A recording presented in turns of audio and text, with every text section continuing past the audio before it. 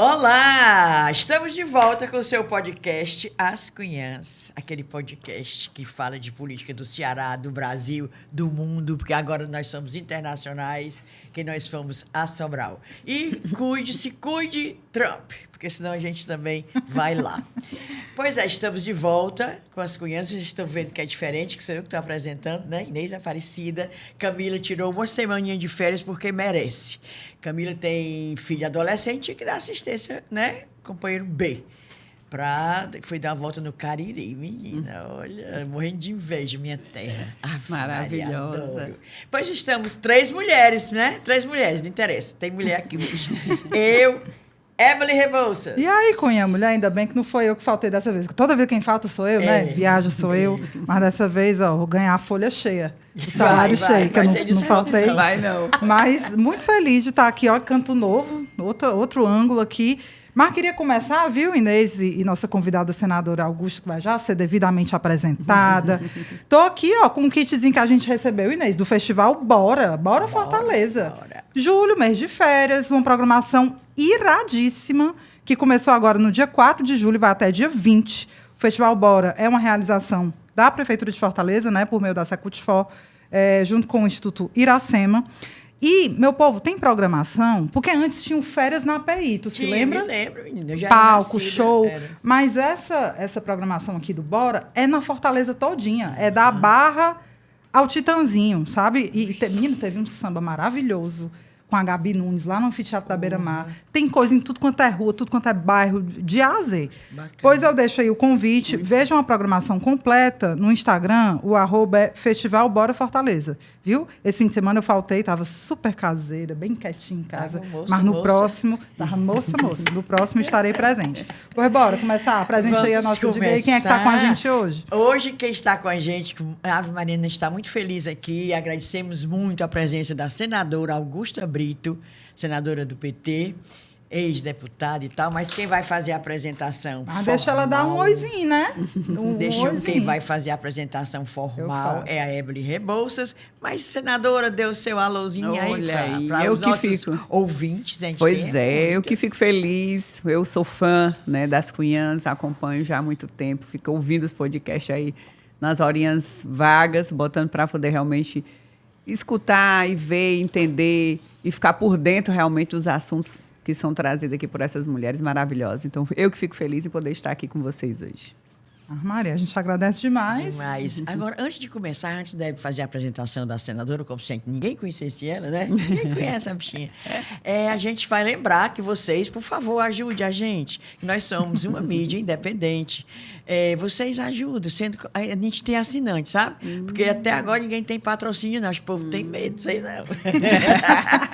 Quem são os doidos, né, que vão patrocinar? Tenho medo não, rapaz. Patrocínio, a gente tem tanto ouvinte, tanto seguidor, né? A gente bomba mesmo. Bomba no Instagram, nos tocadores de podcast.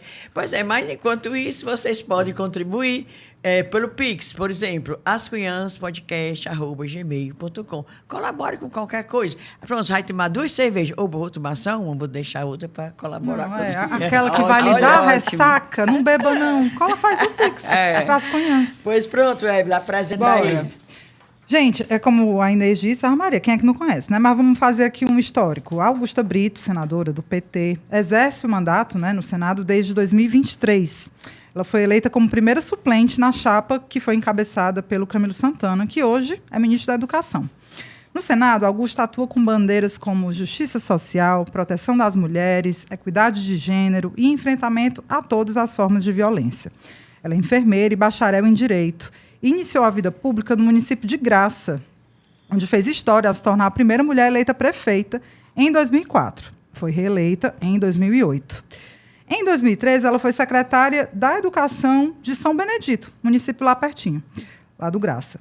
E nos anos seguintes foi eleita e reeleita deputada estadual, destacando-se, né, por sua atuação em pautas sociais e defesa das minorias. Em 2024, teve uma passagem pelo governo do Estado, quando ela assumiu a Secretaria de Articulação Política na gestão do Elmano, né? Aí depois ela voltou para o Senado, quando o Camilo foi para o Ministério, a Augusta assumiu, e lá está. Bora começar a conversar pelo que está quente, senadora. Bora. Nos últimos dias para cá, o noticiário peso tratou da relação entre o governo federal e o Congresso Nacional, né? Depois da derrota do decreto do IOF lá no Congresso, no Legislativo. E a gente, pela primeira vez, até fiz um comentário no Instagram, a gente viu pela primeira vez o governo reagir com uma certa rapidez e de forma coordenada, uníssona, tentando passar uma mensagem, né, de forma eficiente, utilizando a comunicação em rede, vídeo e inteligência artificial, tudo sem fake news, sem desinformação, uma reação que a gente sempre cobrou que tivesse. Eu lhe pergunto, quando a senhora saiu de Brasília para vir para cá, como é que estava o clima? O pessoal esperava essa reação do governo ou ficou todo mundo, vixe, o que é que está acontecendo? Porque há quem dissesse que o governo estava nas cordas e ia ficar ali, talvez no máximo judicializar, né, levar para o STF essa derrota, como levou. Inclusive, para quem não sabe, o Xandão pegar na mão do Hugo Mota, do Lula, e bora aqui conversar para fazer um acordo. Mas como é que está o clima lá? Como é que estava o clima lá? O pessoal ficou surpreso com essa reação? Ficaram, sim. Ficaram tanto com a reação como com a reação atribuída ao PT em si, ao governo, como também da população que começou a entender o que estava acontecendo. Porque, como você falou, as coisas aconteciam, estavam acontecendo, e não tinha essa reação nem do governo, nem, vamos dizer assim, nem só do governo da esquerda, ou realmente do próprio partido, em defesa, né, do que é verdade, né, mostrar o que é verdade nas comunicações, como eles fazem, e ao contrário, com fake news. Então, se usou e mostrou a verdade numa pauta que eles pegaram para eles, que é a questão especialmente do IOF, de aumento de imposto, que eles venderam de uma forma totalmente, eu diria assim, errada do que realmente estava sendo tratado, para poder vender, como é que eu digo, um populismo, né? Um populismo para a sociedade. Ó, nós estamos defendendo aqui que não aumente, o imposto. E nós sabemos que não é assim. A história não é essa. Que não está se aumentando o imposto de arroz, de feijão, enfim. Era uma forma de poder realmente garantir tanto os programas sociais como o equilíbrio ali financeiro e econômico também, de certa forma, fazendo o que eu acredito que seja justo, que é cobrar e taxar os que têm mais. Então, eu não vejo de uma forma que, como eles sempre conseguiram entrar na sociedade, dizendo que o governo está aumentando imposto por aumentar e que isso vai afetar a todos, né? E não vai. E aí, essa reação que não era esperada, né? Que não era esperada. Não era esperada. Porque eles ficaram altamente ofendidos, né? Com a verdade sendo mostrada. Então, ficaram ofendidos por quê? Porque a população também teve ciência do que realmente estava acontecendo e comprou, né? Comprou não. E interagiu também, né, com o que estava sendo informado. Foi mobilizada. Conseguiram, de fato, mobilizar as pessoas. Que não conseguia há tempos. Mesmo fazendo o que era certo, antes também, com algumas outras pautas que passaram, enfim, que foram também, de certa forma, distorcidas, né, pela direita, né, a gente não conseguia chegar e atingir como a gente conseguiu agora. Pela primeira vez falaram de uma maneira que chegou ao povão. Pronto, exatamente. Augusto, foi a primeira vez. E tanto que foi assim, tão incisivo, que chamou tanta atenção, que eu estava assistindo o Jornal Nacional. Eu assisto, viu, meu povo, o Jornal Nacional? Aqui, lá. Aí eu estava vendo lá, quando eu vi a reação, uma matéria enorme, nunca vi tantos minutos. Acho que foi 7 minutos. Para mim, aquilo ali foi 70. Todo mundo preocupadíssimo com o governo se confrontando com o Congresso. Digo, vale-me, não só na memória, fui twittar. Sentiu, doeu.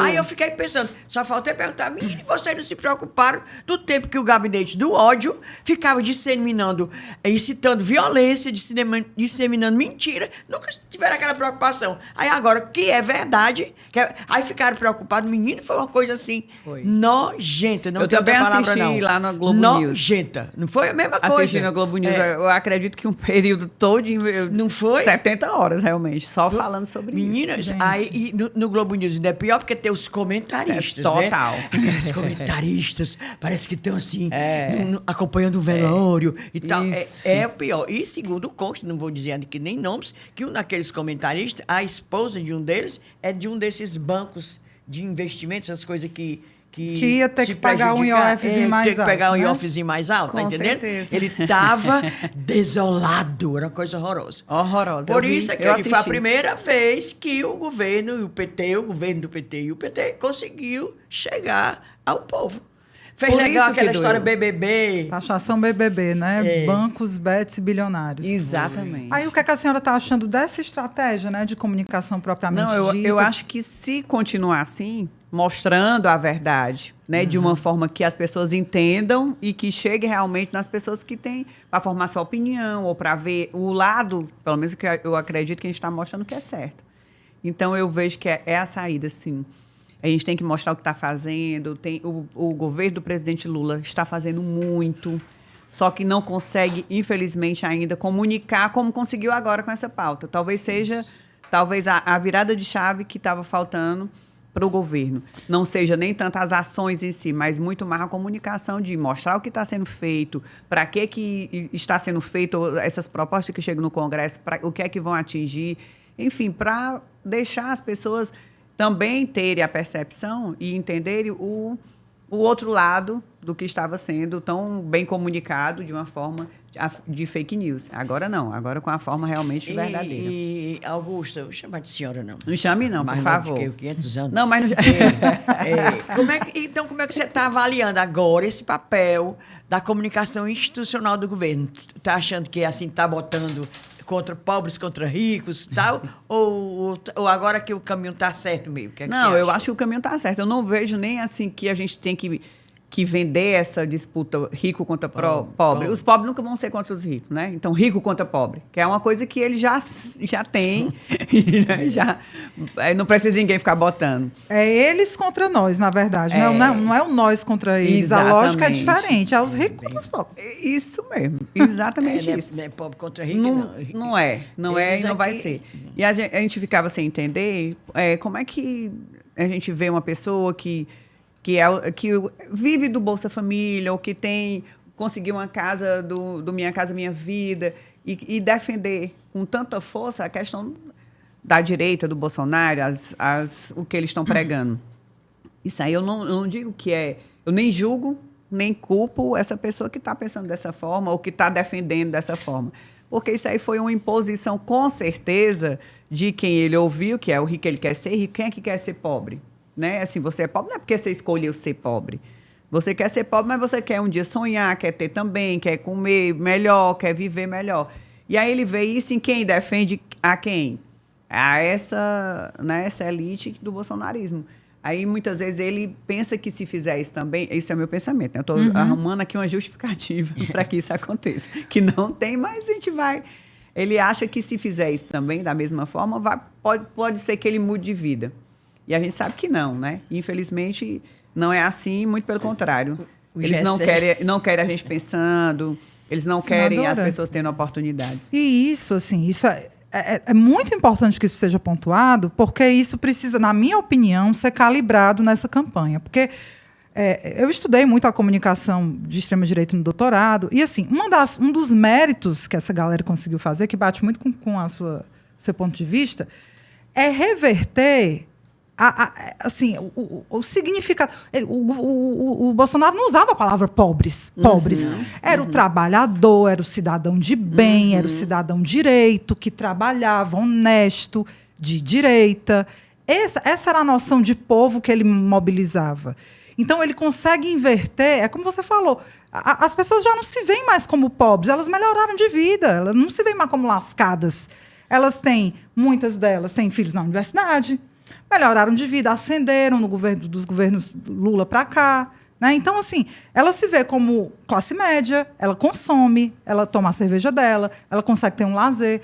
Então, assim, mobilizar essa autoestima dessa camada e a gente está falando com vocês. Porque nem todo mundo se identifica como pobre lascado, não. Empreendedor. Não, empreendedor. E esse conceito, do empreendedorismo. Agora, o Uber, ele se vê como empreendedor. Mas não é isso que eu estou dizendo. Quem tem esse conceito do empreendedor. Não, e agora o agro.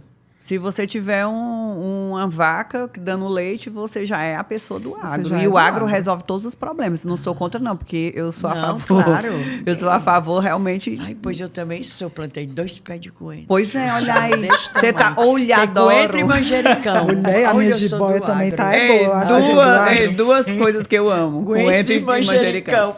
Mas é uma falsa impressão, não sei como é que a gente explica isso, de dizer que é independente, ou está independente, ou vai ter essa independência tão sonhada que ninguém sabe para quê, na verdade, né? Então, eles vendem isso, que eles estavam... Eu vi uma entrevista defendendo a questão da derrubada, do IOF, porque só o agro pode salvar o mundo, né? Ai, tá. Tem uma ala, não sou contra, volto a dizer, que diz que só o agro vai conseguir, porque eles estão dando emprego, eles estão fazendo com a economia melhor, eles têm as melhores ideias, têm melhores oportunidades, eles estão vendendo isso e estão vendendo muito bem.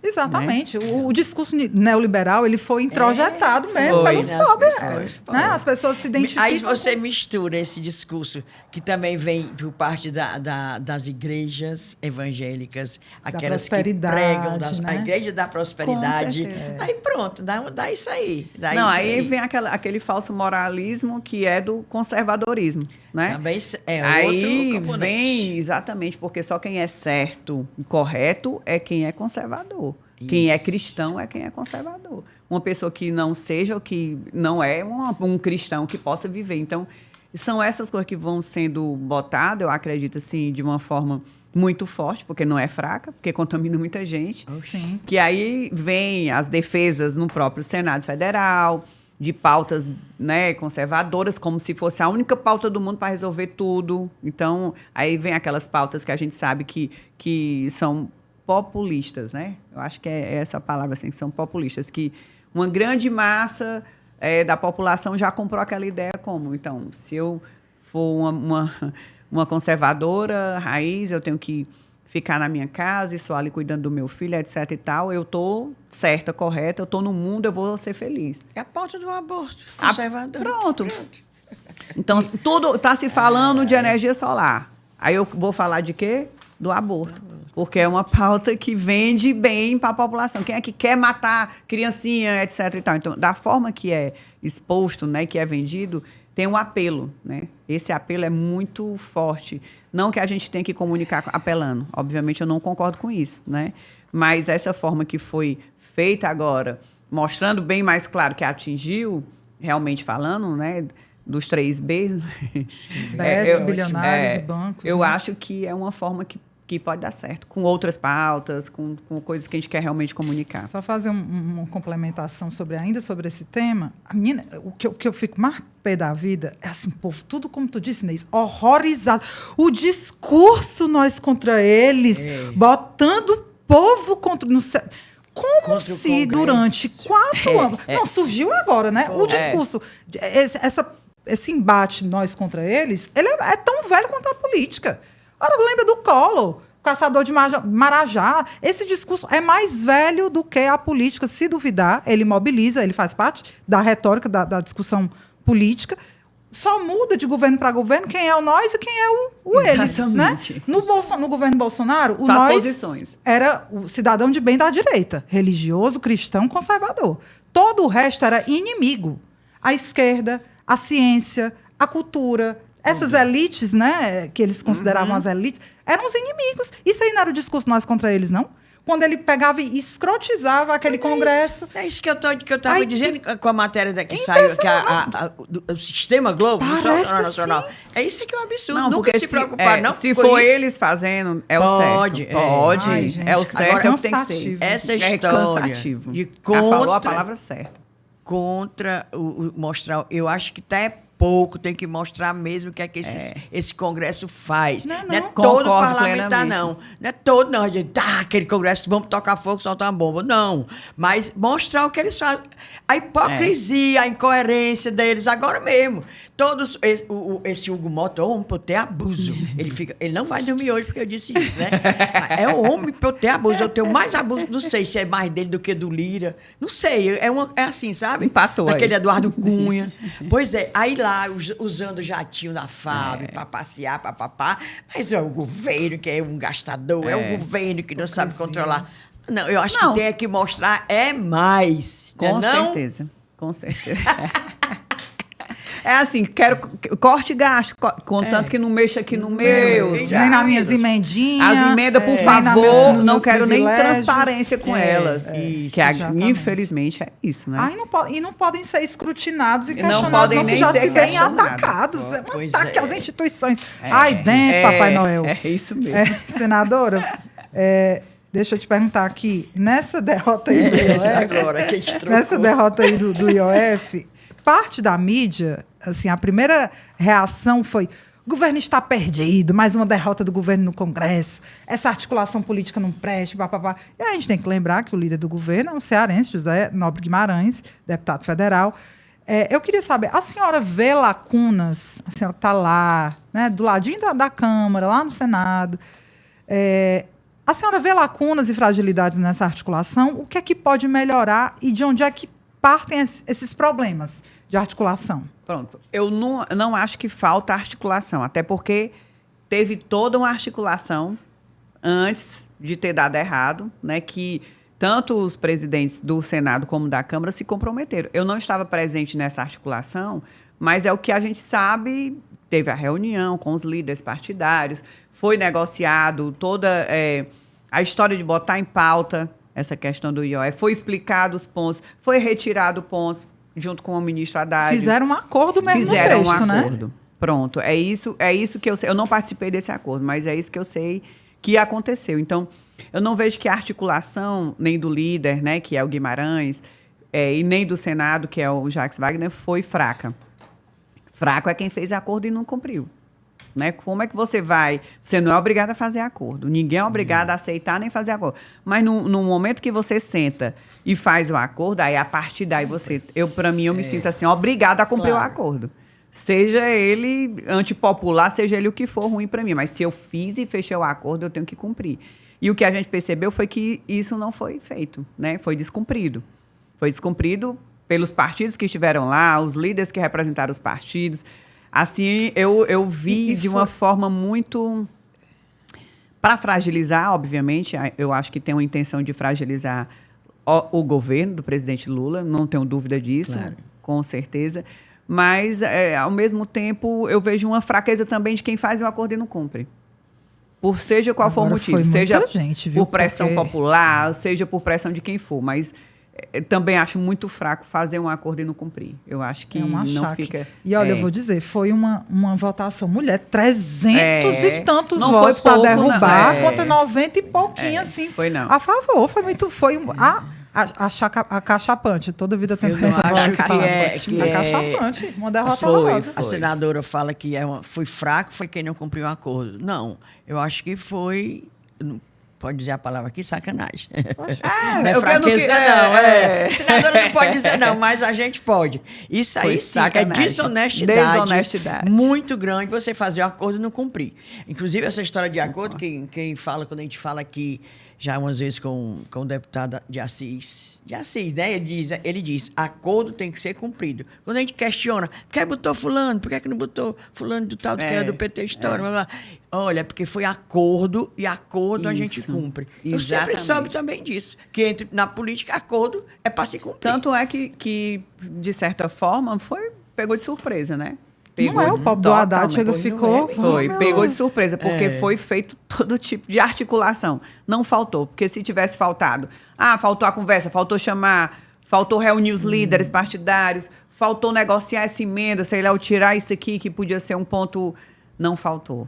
Né? É exatamente isso. Haddad foi, explicou, né? Mais de uma vez, teve um é. encontro. Inclusive, eu ia até representando o PT, porque eu sou vice-líder do PT. Só que foi aquela gripe feroz que foi aquela reunião do domingo, onde os líderes estavam lá à noite para se reunir com a Haddad. Era até para eu ter ido, eu ia falar até melhor aqui, ó. Mas aí, infelizmente, a gripe não deixou. Pois é, mas agora vamos para lobbies. Muito se fala no lobby de alguns setores do Congresso, como o lobby das BETs. Que está dentro do B, né? Dentro do B, que tá ia pagar mais BETs, como é outro? BETs. Bilionários e bancos. Bilionários e bancos. Tudo com os Chega a lobby falar grandão. em bilionário, tem gente que é liso, né? Como diz o outro, compra um carro, velho, financiado, 3 anos, 4 anos, 5 anos, só porque é um carrão. Aí acha que é rico, né? Acha que é rico. Bicho é besta. Vai, viaja pela aquela CVC, pagando também, aí acha que é rico. Pois sim, deixa eu falar da vida alheia, Aparecida. Vamos falar aqui sobre lobby. Pois é, tem o lobby das BET, foi forte. Eu me lembro no dia que foi, né, da CPI, Ave Maria, era tudo balançando os rabos. Pois é, então, para as pessoas entenderem como é esse lobby, qual é o nível de influência dessas empresas junto aos parlamentares. Na prática, o senador Augusta, dá para falar aí como é que influi, chega lá assim... Porque esse caso foi um típico caso em que o lobby venceu, né? Se você tem um acordo, o acordo não é cumprido dessa maneira, 300 e tantos, a galera... Como é na prática aí? Eu tenho uma curiosidade de saber como é que funciona essa influência. Não, vou falar que essa do IOF é eu também não consigo entender, né, até agora, porque foi um acordo feito com os líderes, é uma coisa que eu acho que era mais ampla, merecia ter tido mais respeito, consideração, deveria realmente ter sido cumpridos os acordos, para não dizer que foram sacanas. Mas as votações em si, como essa da BETS e outras que tem os lobbies, eu diria que, pelo menos no Senado Federal, a gente percebe que cada senador é praticamente uma entidade. É individual, certo? Então, cada senador é uma entidade e vai defender os interesses que ele tem, que sejam através de representação de empresas, né, que vão procurá-los e tal, e eles se intitulam muitas vezes como o defensor, como tem o defensor, tem a bancada da bala, tem a bancada do agro, tem a bancada não sei de quê, então vão se intitulando com essas questões que não deixa de ser através do lobby. Dos lobistas, do que vão procurar, das empresas que têm interesse. E aí, cada um vai defender de acordo com o seu interesse individual. Eu tenho uma dificuldade muito grande porque de ver essas coisas acontecerem, porque eu penso que a gente está ali para defender o coletivo. Então, eu não posso... Lógico, obviamente, vou defender também o que eu acredito, que eu também não defendo nada que eu não acredite. Eu não subo numa tribuna para falar uma coisa que eu não acredito só porque é popular. Não consigo fazer. Mas nem todo mundo é assim, né? Nem todo mundo, nem eu estou aqui julgando ninguém, porque eu não sou nem juíza, né? Mas que existe essa dificuldade, tanto de articulação de pautas do governo, realmente, para que sejam aprovadas, que são pautas necessárias e que são pautas boas, muitas vezes pautas, eu diria assim, tanto necessário como vai fazer justiça social, como vai realmente... Eu vou dar um exemplo aqui de um projeto muito... simbólico até, que foi a questão dos órfãos do feminicídio. Eu vou falar deles, tem muita coisa. E aí, quando a gente estava defendendo esse projeto dos órfãos do feminicídio, existe gente que argumenta ou pede vista ou não quer votar porque diz que os órfãos do feminicídio não favorecem só a mulher. E o homem, quando o homem morre, a mulher mata o homem. Né? Existe questionamento desse tipo. E por isso ficam atrasando ou não votando os projetos. Tu acha, mulher? Assim, uma justificativa que não existe. Não. Né? Assim, até te dizer assim, é impensável, mas infelizmente acontece. Aí tem gente que argumenta, tem que ter calma, porque tem que criar os argumentos que... Aliás, criar não, né? Falar dos argumentos que existem e dizer, não, você tem razão, pois apresente um projeto individual, porque este daqui é para os órfãos do feminicídio. Porque, infelizmente, existe a lei do feminicídio, existe a lei Maria da Penha, tantas outras leis, porque é a mulher que está morrendo, é a mulher que está apanhando. Né? Então, 90% desses casos são com mulheres. A gente queria que não fosse preciso ter uma lei nem do feminicídio, nem de Maria da Penha. E aí a gente ia ter certeza que está todo mundo se tratando de uma forma igual. E não é. Mas ser questionado sobre isso, como a gente é questionado, por que não existe a Lei Maria do João? Chega a ser até... Sim, mas vamos chega longe, até a ser assim... Eu não queria dizer idiota, né? É idiota, tem outra palavra. Mas nós não vamos longe, não, menina. Ano passado, nós não tínhamos um candidato a prefeito que quase leva André Caneco, que ele cansou de dizer que o que é feminicídio. Ele dizia isso. Por quê? Também o homem não morre, não? Não, quer comparar? É uma coisa assim totalmente... É uma fala é uma má fé. Ou é má fé, ou é ignorância, ou eu acho má fé mesmo. Má fé mesmo. Ele disse, e ele é deputado federal. É uma fala tão irresponsável. Irresponsável. Né? É uma fala que eu queria ter uma palavra melhor assim, tão ignorante, tão excludente, tão assim, impensável, que às vezes a gente fica, meu Deus, a gente olha assim... Como é que eu estou escutando uma coisa dessa? Ou de um deputado ou de um senador, um argumento que nem existe. Uf, Maria, imagine quando existem outros interesses, né? Porque eu falei esse dos órfãos do feminicídio, e quando tem pauta que envolve orçamento, ou que envolve dinheiro, ou que envolve interesses, seja lá qual forem, aí é que a gente escuta e vê. E essa galera se reúne em bancadas, né? Você tem a bancada das consegue se organizar demais. Eu fico impressionado como se conseguem se organizar. Cara, e quem é que tem força? Quem tem poder econômico, né? Que era a galera que ia ser taxada. Então, você juntou aí as bancadas tudinho, meu amigo, você derruba.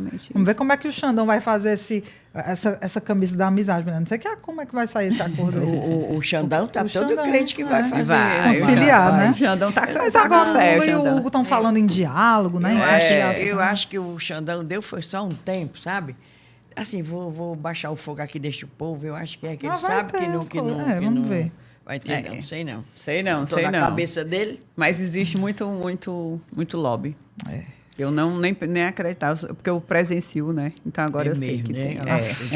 Infelizmente é real. Corredores ali, minha irmã. Mas é realmente organizado e é o dinheiro que manda, que é a bancada da bala, bancada do agro, bancada da Bíblia. Tudo pensando em dinheiro, só isso. Ei, bora sair um pouquinho de Brasília, vir aqui para o Ceará, falar de governo, município, PT. Porque, assim, aqui no Ceará o negócio está assim, vertical, né? Governo federal, PT. Governo estadual, PT é o Mano de Freitas. Municipal Fortaleza, Evandro Leitão. Isso tem um lado positivo, né? O alinhamento, todo aquele discurso do Ceará 3 vezes mais forte, 4 vezes mais forte, não sei o quê. Mas, por outro lado, as falhas, elas caem num colo só, que é o colo da esquerda, o colo do PT e tudo mais. A gente vê muito isso na segurança pública, né? Inclusive com fake news, a galera associando. Engraçado, né? Eles acusam o adversário daquilo que eles fazem, né? Acusando, sempre tentando associar o PT a facções criminosas e tudo mais. Mas aí, Augusto, eu queria saber a tua opinião, senadora, sobre como é que você acha que os governos... Vou falar aqui de segurança, por exemplo, que talvez segurança e saúde sejam os temas mais sensíveis. Como é que você está avaliando a performance desse alinhamento, né? Há muitas críticas à segurança pública no Estado, à saúde, e a gente fica temeroso porque ano que vem tem eleição e essa conta vai chegar. Como é que você avalia essa performance dos governos alinhados nesse sentido e como é que o PT pode responder, né, a esse argumento, a essa retórica de que o Ceará não tem nada de 3, 4 vezes mais forte, muito pelo contrário. Como é que você enxerga essa situação? Eu vejo assim, que realmente foi dito que pode ser botado tudo num colo só, mas eu vejo que existe também uma separação, pelo menos na eleição, que favorece e que desfavorece. Quando o presidente está bom, o Lula está bom, associar a imagem dele, então melhora também para o governo ou para o município, se for assim a eleição. Mas, ao contrário, assim, se o governo federal não está bem, ele não interfere tanto nessa ligação com o governo estadual, pelo menos com pesquisa a gente está vendo que não interfere, tanto como eu pensava que podia interferir, porque, ao contrário, interfere. Assim, ajuda. Mas, ao contrário, quando ele não está bem... Quando ele não está bem, não interfere tanto no desempenho, na popularidade do Estado? Com pesquisa. As últimas pesquisas que eu vi. É porque o Elmano vai certo? bem, né? Exatamente. Nas pesquisas. E o nosso presidente Lula, infelizmente, não está Tá tão mal. bem como ele. E eu pensei que essa relação ia estar mais próxima. Sim. Por ser do mesmo partido, Isso. para defender e tal. E não está. Né? Assim, nesse sentido, não está. Com pesquisa que estão mostrando. E eu vejo positivamente porque existe um alinhamento e uma possibilidade de se conseguir realmente trazer o recurso do governo federal, trazer as políticas públicas para o Estado e para o município. E ter esse alinhamento que a gente está vendo aqui na saúde de Fortaleza e do Estado, um ponto que eu vou dizer que agora vai conseguir resolver, que é em relação à regulação. Existia uma regulação separada na saúde, de Fortaleza, brigando toda hora com a mesma coisa que estava sendo feita no Estado. Então, era incompatível para a saúde, né, essas duas, Fortaleza, a capital, fazer, e o Estado fazer, e quem recebia era do governo federal era Fortaleza, e o Estado não podia receber, e o interior, como é que ia acontecer? Então, agora teve esse alinhamento. Então, isso é bom, porque com esse alinhamento vai fazer com que a saúde possa ter essa regulação regulada, né? Se assim eu posso dizer, com uma facilidade maior, com as informações também, e andando de uma forma mais clara, né? E mais transparente. Em relação à segurança em si, que eu percebo que, não só no governo do Estado, mas especialmente vou falar do governo do Estado, estão sendo feitas muitas ações, muitas. Desde de iluminação, eu estou falando aqui coisa bem básica, né? Desde criar um tempo a mais, tempo integral nas escolas, não estou falando só de contratação e concurso para novos policiais, novos armamentos, novas ações estão sendo feitas. O governo não está fugindo do problema, né? Eu vejo que o governo se abraçou com esse problema com a intenção, obviamente, de resolvê-lo. Mas não é uma coisa tão simples e tão fácil, né? A gente vê porque não aconteceu até agora. Todo mundo reclama da insegurança, a gente sabe que muito foi feito e está sendo feito, mas ainda, infelizmente, existe uma questão dessa insegurança e da sensação de insegurança que é muito maior do que os investimentos que já estão sendo feitos, das ações que estão sendo feitas. E até da comunicação também, né? Não digo que é só a comunicação, mas da comunicação também. Em relação ao próprio feminicídio, né? A gente escuta o número de feminicídio aumentando, o número de estupro aumentando, e a gente atribui isso a quê? Né? Enfim, vai atribuir isso a quê? Se está tendo mais Casa da Mulher brasileira, está tendo mais Casa da Mulher cearense, está se falando mais sobre isso, outras ações estão acontecendo, está acontecendo também uma questão muito boa, que eu digo muito positiva, com o Ceará Sem Fome, que está empoderando as mulheres, onde está fazendo curso de capacitação, e elas estão, a partir daí, começando a ter uma certa independência financeira, né, dos seus companheiros. Para se livrar desses maridos violentos. É porque a gente tem um dado... Tem uns que apoiam porque precisa. Que 65%... Não, nós pobres não tem para onde ir. Eu já conversei. Quando eu fazia muita matéria de raio, delas de voltam bairro, pela dependência financeira. Elas diziam, até eu dizia... Eu fiz muito tempo matéria em bairro, sabe? Aqueles problemas de bairro, aí conversava com as mulheres, elas diziam que tinha que aguentar. De minha senhora, pelo amor de Deus, da senhora arranjar outro menino, arranjar um menino com o dono de uma mercearia para dar leite. Mas, infelizmente, além da dependência financeira, sério, né? Tem a dependência emocional, tem a questão cultural. A família diz assim, para que você saiu de casa? É como se o problema voltasse para casa, ainda com o filho, e ela não tem para onde ir. E a gente não pode só chegar e dizer assim, larga esse homem que está ali oferecendo. Tem que comprar para fazer o quê? Entendeu? É um problema muito sério, de ações do governo, com certeza, que tem que ser feita para garantir a segurança dela, porque muitas vezes a gente vê que ela morreu, estava com medida protetiva.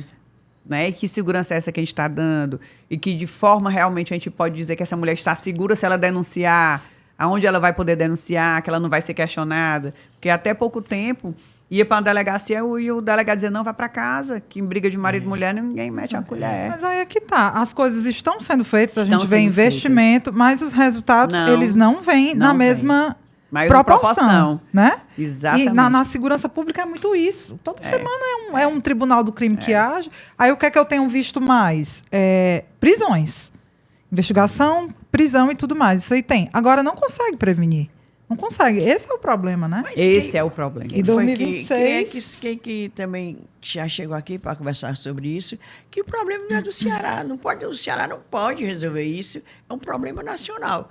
É um problema social. A facção tal tem a sede lá no Rio, que manda aqui, o daqui também já é. Não viu aquele cearense que morava lá onde era, né? Na Rocinha? Na Rocinha tem né? vários, é. Pois então, é uma coisa, é uma multiestadual, não é assim, acabar aqui no Ceará, não. Não acaba, não. Agora, só um detalhe que eu me lembrei agora, engraçado, que essa direitona fala, né, em segurança, faz logo um vídeo, né? Capitão Wagner, não sei o quê. Eu nunca vi eles... O capitão Wagner, por exemplo, foi ser secretário de finanças, administração aqui pertinho, na Pacaju, né? Que, aliás, durou um mês e pouco, né? Nunca foi ser secretário de segurança. Foi. Durou um mês e pouco, ele foi-se embora. Por isso que ele não é chegado a ficar sentado, trabalhando, não.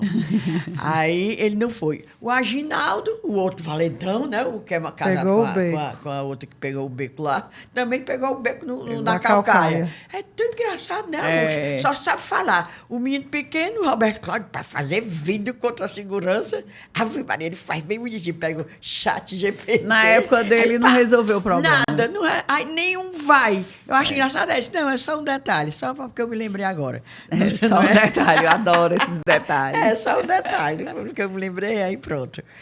Mas é difícil, realmente, essa história da segurança, e é uma pauta fácil para o outro lado atacar, né? Porque tá aí, as digo coisas assim, estão aí. para quem quer ver defeito e achar defeito, é a forma mais fácil que tem. Uhum. Porque de uma forma irresponsável. Porque uma coisa é você ver um defeito, você pode sugerir ou pode fazer ou criar uma lei, como a gente está querendo fazer num caso que teve aqui, que teve repercussão, que foi um caso de estupro do Uber, né? Que foi solto e tal, que foi muito... A juíza soltou. Uma juíza Pronto. mulher soltou o cara. Mas deixa eu lhe dizer que a culpa nem é dela. São as Não, leis né? que dão aquela possibilidade dele ser Menina, solto. mas se eu fosse Aí, juíza... o que é que a gente está fazendo? Lá no Senado. Sim, diga. Que se a lei, né, com todas as atenuantes, etc e tal, fez com que a juíza, que eu também fiquei revoltada, né? Eu fiquei. Aí eu fui procurar saber, entender, para poder não... Aí fez com que ela usasse da lei que existe para liberar o estuprador, bora mudar essa lei. Aí, o que é que nós estamos fazendo? Junto com a OAB, que já está um grupo de estudo, né, junto à OAB, algumas pessoas, a própria vítima fez questão, que eu disse, não vai ficar só nota de solidariedade, Não, nota de solidariedade. Futuro, não, é. Sim, aí, minha amiga, só essa nota de solidariedade, isso aí fez o quê? Né? Aí eu fiquei com aquilo na cabeça, fiz o quê? Eu tenho que fazer alguma coisa. Aí eu fui querer fazer uma proposta da mudança da lei, para, no caso de estupro e tal, tirar as atenuantes, não sei o quê. Aí eu fiquei pensando, rapaz, eu não posso fazer isso só. Porque eu não estou ali diretamente trabalhando, então eu vou procurar saber. Aí a OAB estava já com essa... também com essa iniciativa, me juntei com ela, fui procurar as defensoras e tal. Bora vocês que estão trabalhando, o que é que eu posso fazer para mudar aqui nessa lei, para evitar que a juíza crie a possibilidade de qualquer outro juiz ou juíza poder liberar nesses casos aqui. Porque aí sim, nota de solidariedade. Tem que ter uma ação, com certeza. Tem que ter uma ação. Se eu fosse juiz, eu não ficava atrás desse negócio dos atenuantes, não. Eu fazia de quanto dentinho. Porque menina, olha, a lei é uma ciência humana. Dá para você interpretar ali, botar um... Então, artigo 1º, a linha, não sei o quê. Eu só olhava o artigo 1º. Mas sabe o que é que a gente quer? A intenção de mudar? Para que, se quiser interpretar da melhor forma ou do jeito que quiser, vai ter alguma coisa que a gente está criando que vai impedir que ele seja solto. Certo. Um exemplo. Que, independente da interpretação, não dê essa chance de aí ele sair. Exatamente. Mas a gente fica... porque a gente fica revoltada. Eu fiquei revoltada querendo saber o que é que eu vou fazer. Pois então. Pois bora ver. O 2006 está batendo na porta. 2026. Nós estamos em julho, criatura, né? Já. Aff, Maria, pronto, chegou agosto. Pronto. Chegou Natal. Chegou, vem da hora no shopping, tá tudo com aquelas aves, aquelas coisas penduradas e os blim-blim cantando. Blim-blim, blim-blim, da agonia. Ave Maria, eu fico ansiosa, angustiada, não gosto daquele não. Pois é, mas 2026 está ali, no Ceará a oposição está tentando se unir, né? Roberto Cláudio, os cafés da manhã, né? Os ex-inimigos, é muito engraçado. Roberto Cláudio esculhambava o Capitão Wagner esculhambava ele. A doutora Silvana com Ciro. A doutora Silvana com Ciro. Meu Deus, abraço. ameaçando. Menina, era, e ela esculhambava. O inspetor Alberto chamava o Ciro de cangaceiro, né? Era. Aí agora é tudo chave, Tudo Maria, junto. malão, velho. Ah, mas tudo de mão dada, cantando. Pois é, aí André Fernandes, aí Caramelo. O miserável. Mas ela estava lá no Chile, ela passeando, esquiando, mas esquiando com a Pois Bela, então, você acha que nesse cenário a reeleição do Eumano pode estar em risco? Essa união da direita vai prejudicar, assim, vai dificultar mais o caminho de uma reeleição para Eumano de Freitas? Não, assim, até agora eu não vejo ameaça real sobre isso. Lógico, obviamente, ninguém tem que subestimar, seja qual for o adversário. Mas são os que já estavam contra, até na campanha passada, né? Ninguém vê uma adesão diferente do que já estava na outra eleição, né? Já estavam, embora não estivesse tão unidos, ou não sei a que ponto é essa união, porque a gente também escuta falar, né, nos bastidores que também existe disputa interna sobre presidência do partido, as briguinhas de quem é o candidato, a Senado, quem é candidato. Então, não é uma união como eles vendem tanto para fora, né? E se o Ciro tomar gosto para ser candidato? Como é que fica o Roberto Cláudio? Roberto Cláudio pira.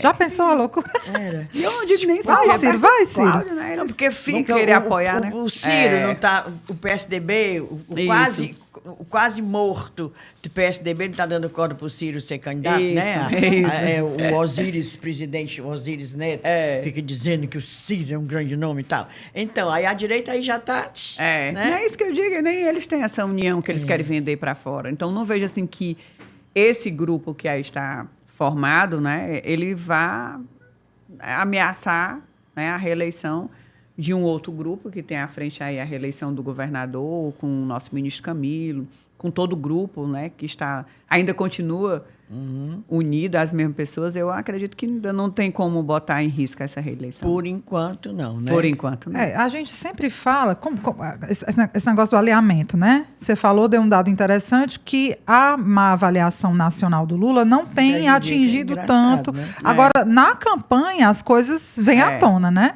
Aí vai depender também da performance do Evandro, tudo vai contar, né? Tudo Evandro, Lula, porque é tudo o mesmo pacote. E do próprio governo, né? E do próprio governo. Eu acredito que ele já fez muita coisa, e eu acho que ainda tem esse período para ser, né, assim... Para fazer as entregas, para usar a palavra da moda. Pronto, as entregas. Para ter a colheita dele, né? Então, eu acho que ainda tem muita coisa para acontecer. Já foi feito muito, ainda tem muito que vai acontecer, que está acontecendo.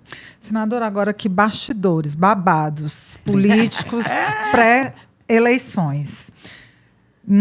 Se comenta, né, na possibilidade de o Camilo se desincompatibilizar, sair do cargo de ministro em abril do ano que vem, para ficar livre para uma possível candidatura, né? Isso aí tem sido ventilado. O que a senhora pode dizer para a gente? Isso está colocado mesmo? O Camilo pode ser uma opção? Vocês devem conversar, né? Ele está mesmo disposto a sair. Ele saindo, volta para o Senado, a senhora, né, deixa o cargo temporariamente, é candidata a alguma coisa em 2026? Conta aí um pouquinho desse bastidor. Primeiro possível saída de Camilo do MEC, volta para o Senado, e o seu destino para 2026. Eu não sei, assim, se ele vai realmente sair. Eu defendo que ele saia, né? Porque eu acho que ele não pode estar dentro do jogo sem poder jogar. Então, se ele não se sair em abril, então vamos lá que aconteça uma possível candidatura a presidente do Brasil, etc. e tal. Então, ele ainda vai estar ali sendo uma possibilidade, uma carta na manga. E eu acho que ele não pode se excluir desse processo. Então, eu defendo muito que ele realmente saia do MEC para poder estar dentro do jogo, né? Para poder ser essa carta aí de opção para o nosso presidente do país. E enfim, ele concorda? Ele está querendo... Competência ele tem, tá né? Pensando está mostrando. Sair? Eu acho que eu não sei se ele individualmente, eu não conversei com ele sobre isso especificamente, mas eu acho que pelo grupo, pelo projeto, eu não vejo nada mais justo e necessário que ele realmente saia do MEC. Eu não vejo ele com nenhuma dificuldade em fazer isso, até porque ele é pelo projeto coletivo, né? Um projeto político coletivo. Então, para ser essa possibilidade, se assim, né, for ter ou não, ou para trabalhar para a campanha da reeleição do nosso presidente Lula, ou para trabalhar também aqui juntamente, com certeza ele já vai fazer, mas de uma forma mais livre, né, para a reeleição do do nosso governador. Então, eu vejo que seja necessário ele estar ou para disputar Ou pra se diretamente, engajar, né? Ou para disputar diretamente, ou para, de certa forma, estar mais livre para fazer as campanhas do presidente Lula, do governador Elmano, enfim, dos aliados. Então, Camilo assumindo o Senado, você tem que sair do Senado, aí vai se candidatar a quê, senador? Estou pensando, provavelmente, também, né, a ser candidata a deputada federal. Certo. Aí é uma possibilidade que estamos construindo, ver realmente se nesse ambiente, nesses espaços políticos, a gente consegue também criar, né, esse vínculo e essa oportunidade também de estar lá no governo federal. Bem. Eu só acho o seguinte, que a história de Camilo, para mim seria um nome ideal, é um nome novo, né? Um nome que sabe falar, tem queixo, só pede para jacaré no nado. Nem um andado mais tem de besta, né? Porque a gente dizia que de besta o Camilo só tinha andado. Não tem Agora mais não andado, tem mais. não tem mais um andado de besta. Nem um andar de besta. É. Pois é, agora eu acho que o PT, o partido, o PT que é do Sudeste, é o PT de São Paulo, o PT ali, eu acho que não daria chance a Camilo, uma pessoa do Nordeste, não sei. Isso é só a raspa do chifre da minha cabeça, sabe? Não sou eu, né, não. Sabe Agora não. lá vem 2026 de novo e o PT tem muitos desafios para montar uma chapa. Esse assunto aí é bom, viu? Esse Quero saber os fuxico, babados. menino, esse fuxico desse Senado, criatura de Deus, todo mundo quer esse Senado. Todo mundo Todo quer. santo dia aparece um candidato. É. Deus me livre. O Guimarães, coitado, que faz 2 anos que ele bate o pé e joga a chupeta no chão, sou eu, candidato ao Senado sou eu. Aí lá vem o Cid, porque faz parte desse projeto, dessa aliança, lança lá o Júnior Humano, também não abre mão. E lá vai o Zóio Ruído, Eunício Oliveira, também fica todo magoado porque ele tem direito, porque já sofreu as mágoas, né? Já sofreu, levou uma rasteira, aí também é ele. Quem é mais? Já Chiquinho botaram Feitosa. outro. Chiquinho Feitosa. Estão bando fazendo aí. Não, deixa nem disse que eu sou gordofóbico. não Eu diga dizia assim, não. tão bom dele fazer uma dieta, sim, fazer um pouquinho mais, eu também vou fazer. Aí tem o menino, esse Chiquinho Feitosa. Outro dia foi a Isolda.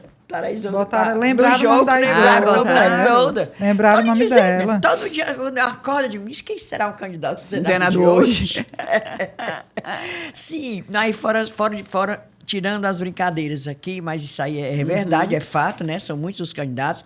O PT tem que formar, tem que ser. É humano, é realmente o candidato à reeleição. Aí tem a vice, a Jade outro dia disse que também podia ser candidata, Disse deputada. não, tamanho. Disse Antes ela batia aqui, o pé que queria não. ser, que ia lutar Ia pelo ser cargo. vice. pra Ela vice. estava aí sentadinha onde está Augusto e disse que não, meus olhos não brilham com essa história de ser candidata a alguma coisa, não. Vou lutar pela vice e tal, mas agora já abre mão, quer dizer, tem... Diz que pode, né? Pode, disputar aí pode. como deputada federal e tal. Aí pronto, é muita coisa. Como é que o PT se vê com isso, Augusto? Pois é, candidato demais, né? Pois Candidato não é demais. mais. Não, a pergunta é, a senhora acha plausível, a senhora é mais time, PT pode ter Senado também, ou a senhora é mais time Cid, que diz assim, não, é coisa demais mesmo, a gente tem que escolher uma vaga. Não, eu acho que PT pode ter Senado também, como qualquer outro partido pode ter. Né? Eu acho que sim, que deve, que pode, enfim. Não sei se deve, mas que pode. E em relação às candidaturas, e a minha candidatura à federal, obviamente depende toda de uma conjuntura. Né? Porque tem essa possibilidade ou não do ministro Camilo ser candidato a alguma coisa, ele sendo... Obviamente, eu não vou ser candidata a nada, porque eu vou ter uma responsabilidade maior no projeto coletivo do que no projeto individual.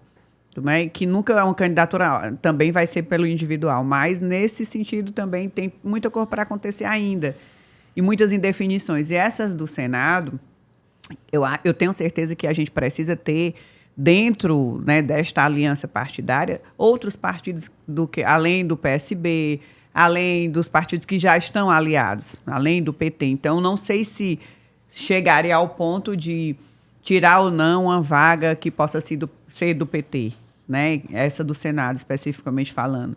Mas eu sei que a gente tem que ampliar os laços, né, de partidos aliados, tem que ampliar realmente para que a gente possa ter essa representatividade também de uma forma mais ampla. Porque segurar essa aliança é crucial para a reeleição do Elmano. Porque dependendo da força que migrar para o outro lado, pode fazer diferença nos palanques do interior, né? A questão é como será feita essa mágica, essa matemática aí de acomodar tantos interesses. Porque o Guimarães... sei não, mulher tá até com o coração meio frágil. Se esse homem for contrariado de novo. Ele fez uma cirurgia? Fez, vai fazer. né? É dia 16, eu acho. Dia 16. Pra mim, ele já estava operado. Não, aquele ontem estava no... Não, tá ainda não. Vai ser ser dia 16, eu acho. Ele me falou. Pois é, até o coração do homem chega a estar... Isso foi nervoso. Eu disse, ele vai cuidar do seu coração para você vir melhor. Mas é uma possibilidade essa vaga dele não emplacar, né, senadora? Porque se há tantos interessados e uma necessidade de manter a aliança coesa, é uma possibilidade real. Pois é, eu defendo que ele tenha a candidatura que ele já vem defendendo há 2 anos aí, se assim for para o projeto coletivo.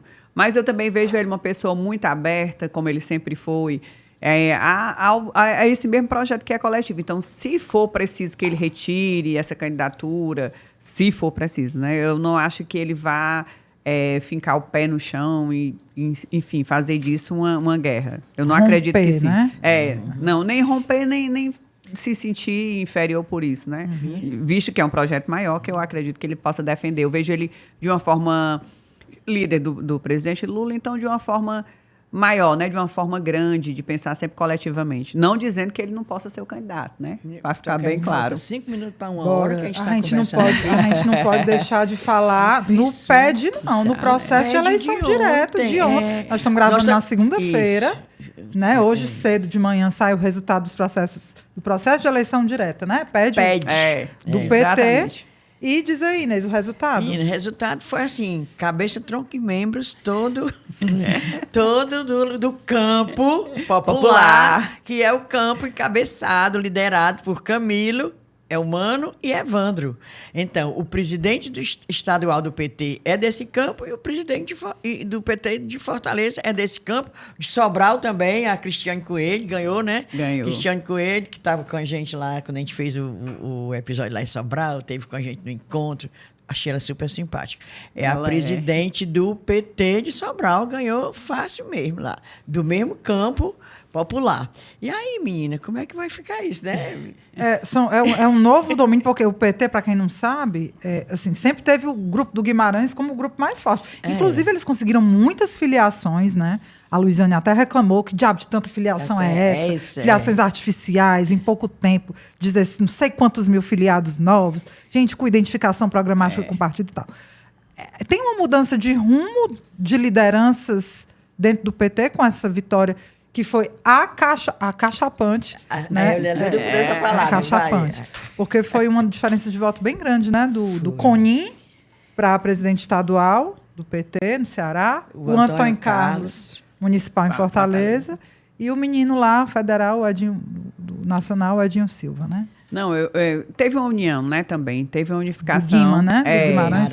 Exatamente. Então, ninguém pode ainda ter essa avaliação tão... Eu acho que o PT é isso, assim. Existem essas alas dentro do partido, existe essa disputa interna. Antes de ir para fora, existe essa disputa interna que a gente sabe que é muito séria, que é muito, como é que eu diria... Não é nem preocupante. Ela, de certa forma, ela faz com que o próprio PT pense a política sempre e vá discutir a política, que leve realmente os seus presidentes para serem votados num processo democrático, né, de eleição.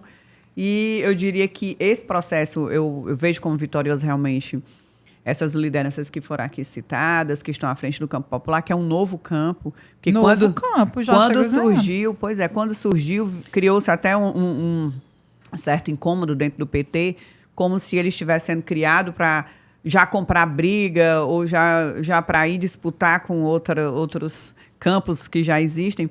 E não é essa a intenção do campo popular. Muito pelo contrário, é uma intenção realmente de fortalecer o próprio partido. E se o partido existe a possibilidade de ter vários campos que pensam, que discutem política dentro do PT, mas de formas diferentes, por que não pode ter mais esse campo popular que se organizou e cresceu muito, e com essa eleição agora do PED mostrou que realmente veio forte, mas eu digo assim, unido com o campo democrático, respeitando também os outros campos existentes, respeitando as outras opiniões, mas mostrando também que veio com a liderança do Camilo, do governador, do Evandro, né, veio de certa forma para ter realmente essa participação maior dentro do próprio partido, na hora das decisões, porque nós sabemos que o PT, o campo que tiver maior, que tiver mais voto, vai ter a chance maior de decidir também sobre política, sobre os candidatos, enfim, sobre as eleições. Claro. E aquele negócio que, né, o campo, como é o nome do campo da Luiziane? Resistência. Campo de esquerda. Campo de esquerda. O campo de esquerda. Como se os outros não fossem de esquerda. Eu disse aqui para menino, para Não, mas assim, a crítica que ela faz, assim, que o PT está virando um partido de caciques, né, e tudo mais, com a eleição dessa, e principalmente com o grupo do Guimarães abrindo mão dos nomes que tinha ali inicialmente para fazer um acordo e juntar tudo mais. Apoiou o Coninha, apoiou o fortalece muito. E talvez mude um pouco essa correlação de forças, né? A senhora acha que não, mas... Não, eu acho que sim. Eu acho que tem que ter um equilíbriozinho, né? Exatamente nessas forças. Entendi. Porque antes era muito mais o campo democrático dominando geral, né? Exatamente. Era o Guimarães. Isso. Não era? Não dizendo que não tem ainda força, obviamente tem a maior força, talvez, né? Mas, assim, que é necessário que a gente tenha essas possibilidades e que isso não quer dizer que é cacique A ou B, porque, então se está dizendo que é do cacique agora e então o outro é do outro cacique, então sempre vai ter né? Sempre vai ter que ter uma maioria, então sempre vai ter que ter um cacique. A senhora está mais ligada a esse grupo novo? Eu sou do Campo Popular. Total. Muito bem. Meninas, olha aí, uma hora de conversa. É muito bom conversar. Eu gosto de mulher, assim, quando tem mulher. É bom, eu também, eu adoro. Né? E a gente nem vai falar sobre... Ultimamente, a senadora fez uns projetos só com relação a restrição de uso, posse, registro de armas, não foi? Foi. Por conta de todos os projetos bem direcionados àqueles que atentam contra as mulheres. Porque a senhora se baseou isso numa pesquisa, no que foi... Nós tivemos aqui... Esse aumento de armas, desses CACs. Tem a ver com esse aumento de índices? Tem também, mas surgiram todas. No final do mês, a gente recebeu o 4º encontro da América Latina para se falar sobre o Tratado de Compras e Vendas de Armas. Aqui em Fortaleza, aqui no Brasil. Estavam em representações de 10 países, né, da América Latina para discutir esse tratado que em 2023 eu tinha ido para o Chile representando o Brasil. Aí eu disse, vamos levar para o Brasil, o próximo encontro, vamos levar para Fortaleza, que era onde eu tenho um maior acesso. E aí, nesta reunião desses países, desse encontro, foi o que a gente foi vendo, porque tem falando sobre o tratado e arma, e gênero, né? O tratado de compra e venda de armas com gêneros. Que aí a gente viu que quando aumenta o número de armas de fogo, aumenta o número de feminicídio. Olha aí. Bem correlacionado, tem aí dados, né, que foram mostrados. E outro dado que é importante, que a gente fala aqui, é que, infelizmente, os feminicídios, cerca de... eu não estou com um número aqui na cabeça, 82% ou 70% e alguma coisa, aproximadamente, foram cometidos por arma de fogo. Né? E aí a gente está fazendo uma pesquisa para saber quanto dessas armas eram de forma lícita.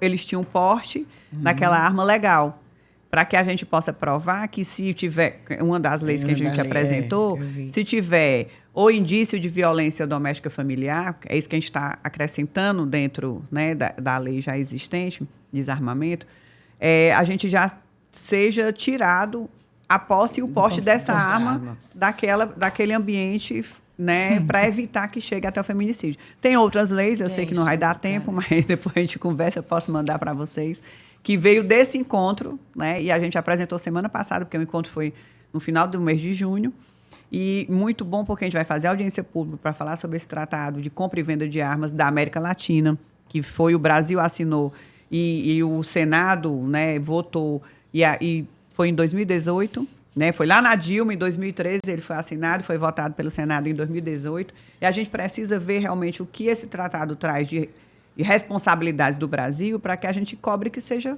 realmente feitas. E não adianta ser só do Brasil, porque tem que ser da América Latina, no mínimo da América Latina.